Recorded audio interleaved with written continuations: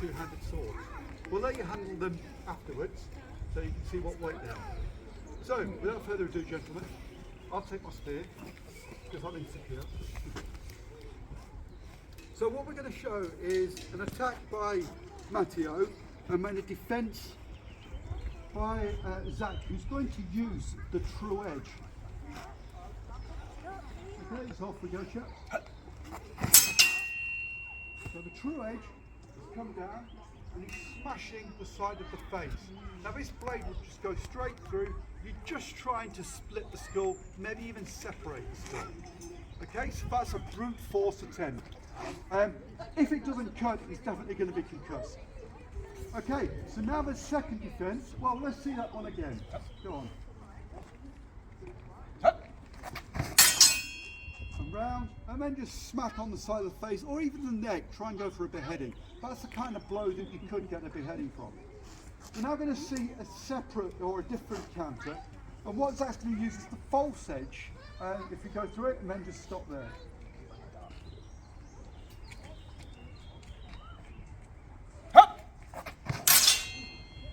So that false edge is going to hit the top of the skull, where the three plates of the skull come together, where it's a weak point. So we're trying to shatter that weak point and get his brains to come out the top. Okay? Off we go. Good, eh?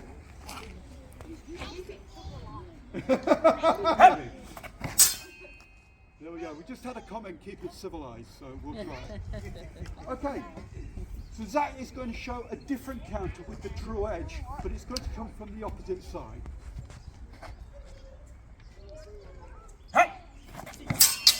And again, that's a swing that's just going to try and separate the jaw, rip the jaw off the face, or just come in the side of the skull, try and get the temple, anywhere weak on the skull. Again, we'll see that again. And then straight into the face. We're now going to show another technique, but with the false edge. Okay, so watch this carefully. It's a little delicate cut.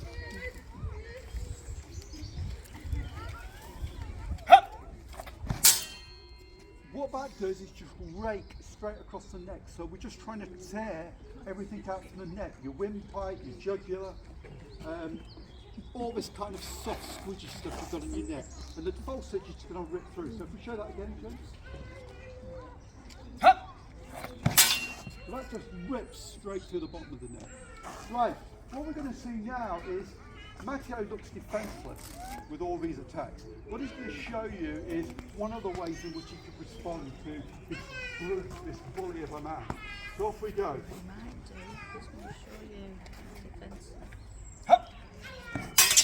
So he comes in with a thrust. This great big hilt is there protected, but he's going to run Zach through with a thrust. Let's have a look at that again.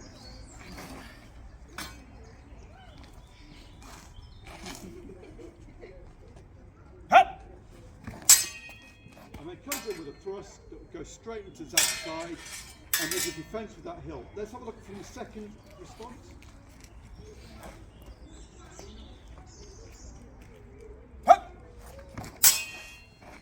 And as Zach tries to beat ground, very slow, and that thrust would have got through. So have a look at the third one.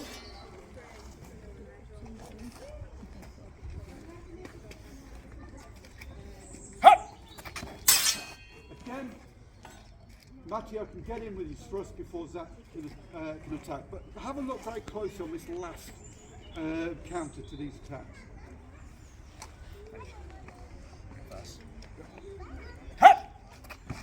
A very weak attack, but very fast. So rip out his neck, all this throat aspect, before he has time to respond. One more time? Yeah, one more time. This time with feeling. And then straight across, get into the throat and rip it out. If you give these guys a round of applause.